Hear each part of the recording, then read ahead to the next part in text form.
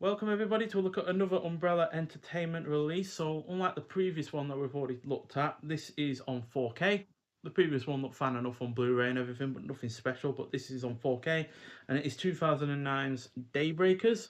So this is directed by the Spierig brothers, Michael and Peter. I hope I'm saying that right. Who also went on to do the really rather fantastic film Predestination, which I even like even more than this. But then they also went on to do the really rather dreadful Winchester. So yeah, not the greatest run of films, unfortunately. But this is a dystopian sci-fi action horror vampire film. A lot of elements there. Clocks in at 97 minutes long. Stars Ethan Hawke, who would also be in Predestination. He was also in Before the Devil Knows You're Dead, In a Valley of Violence, Sinister, and The Black Phone. We've also got Sam Neill, who was obviously in like Jurassic Park, but he was also in Hunt for the Wilder People, The Hunt for the Red October, Possession, and Event Horizon. We've also got Willem Dafoe, who was in Spider-Man, Poor Things, Mississippi Burning, To Live and Die in LA, and Clear and Present Danger. So in the far-flung future of 2019, a plague has transformed almost every human into a vampire. Faced with a dwindling blood supply, the fractured dominant race plots their survival. Meanwhile, a researcher works with a covert band of vampires and humans on a way to save humankind. So, yeah, this is one of the better modern examples of a plot that is about vampires. We've had many a film that have been about vampires in the last, decade or so.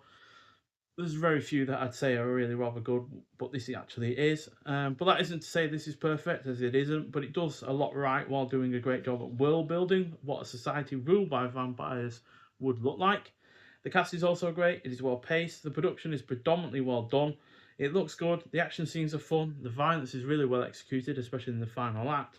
The plot is predominantly engrossing, it has some funny lines, and it is entertaining throughout. But like I said, this isn't perfect as it doesn't have much depth to its themes. They are present, but it is really rather quite surface level.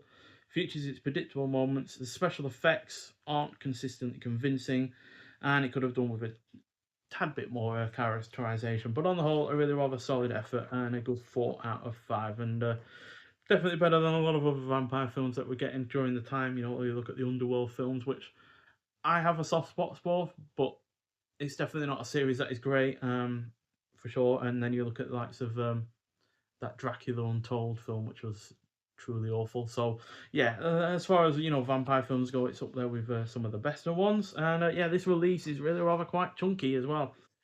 You can see by the size of the thing. This is verging on the likes of second sight levels of sizable boxes. So yeah, but that just means that we get a lot of physical extras to this as well. So we get some art cards with this release, just like we did with Black Death.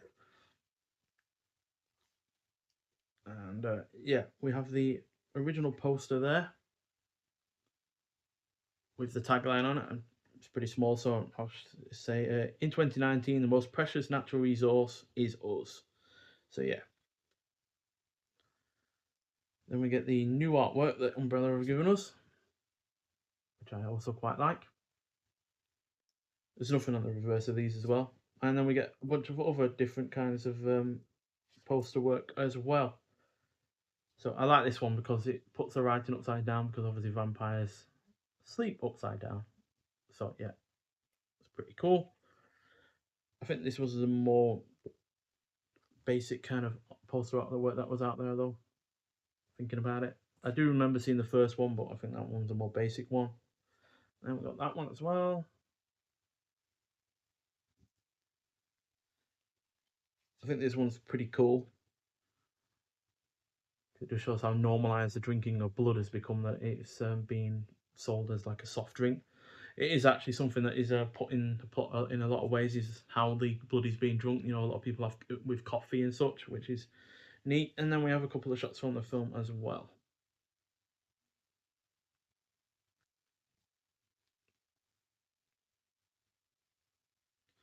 We also have a hardback book with this as well, which again, like I said, is pretty thick. And again, we've got that upside down kind of artwork there, which has, and this book has behind the scenes experiences and artwork. So we've got production notes as well as shots from the film throughout. plus a plot synopsis.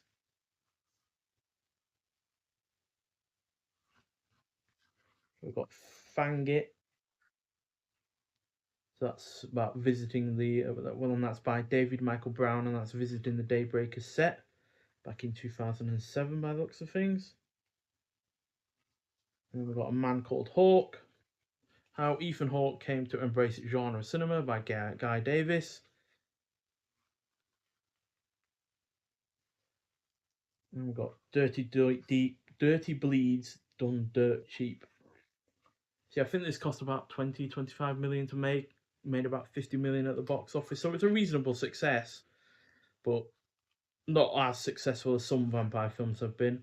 And then we've got the likes of concept art, such as well, which is always an interesting look to see how things have gone from initial inception to eventually being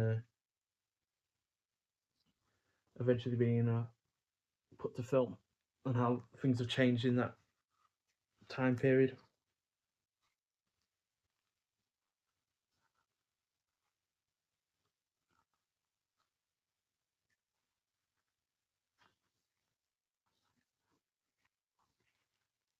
I actually think that red poster was an actual theatrical artwork, because it says it's part of the International Theatrical Artworks poster run of that we've already seen. So that might well have been released somewhere like that. Doesn't say where these are from though. I'd love to know where that one was shown, because that's actually really rather quite inventive, to be honest. It's a lot more inventive than the other poster artworks. Then we got images of the film being promoted in, like the Fangoria.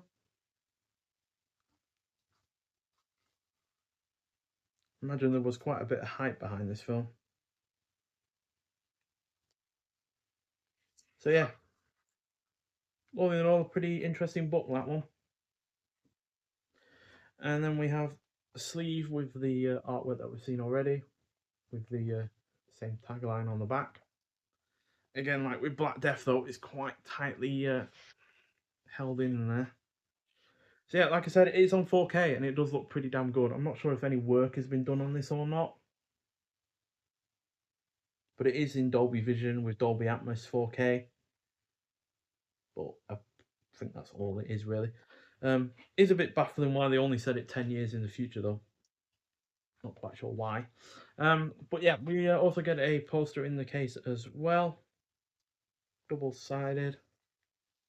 Again, with the two different versions of the artwork that we've already seen. The really rather quite vivid red. And then the more basic one there.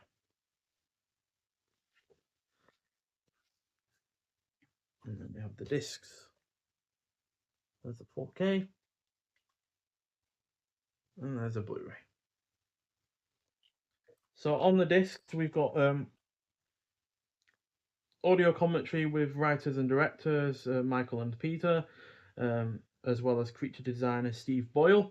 We've got the making of Daybreakers documentary, Daybreakers gag reel, animatics, on the set of Daybreakers featurette, art department and lighting tests, makeup, costume and hair tests, because there is quite a lot of makeup in this, as you might imagine, and that all looks fairly convincing. We've got makeup and effects tests, Daybreakers stunt department featurette, and theatrical trailer as well. So yeah, this is one of 1500, by the way, and I got number 855.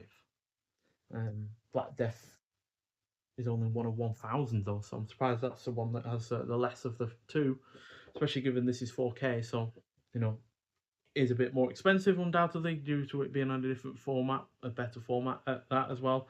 But yeah, on the whole, a really rather solid film. 4 out of 5, to be honest. Same I gave Black Death, even though they're completely different kind of films in terms of their attempts at being horror.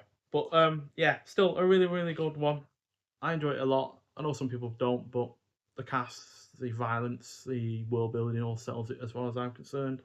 Also got a fairly solid score as well. So yeah, pretty good film, and a really, really nice release as well from Umbrella Entertainment, who I don't have a ton of from in terms of limited editions. I think the other two main limited editions I've got the likes of Eyes Without a Face, Triangle, which we looked at last year as well. But there's not that many, to be honest. But then again, it just comes down to the actual films that they're releasing. It's not necessarily who is releasing what films or anything like that. I don't religiously buy from just specific boutique labels. You know, it is purely about the film. Although when it comes to something like Radiance, which I have at the moment, I have a 6-month membership with them at the moment, so I am getting everything from them at the moment. So yeah, but that's another thing entirely. So yeah, if you have seen this film though, I'd like to hear your thoughts on it. But nonetheless, thank you for watching, and I'll see you in the next one. Bye.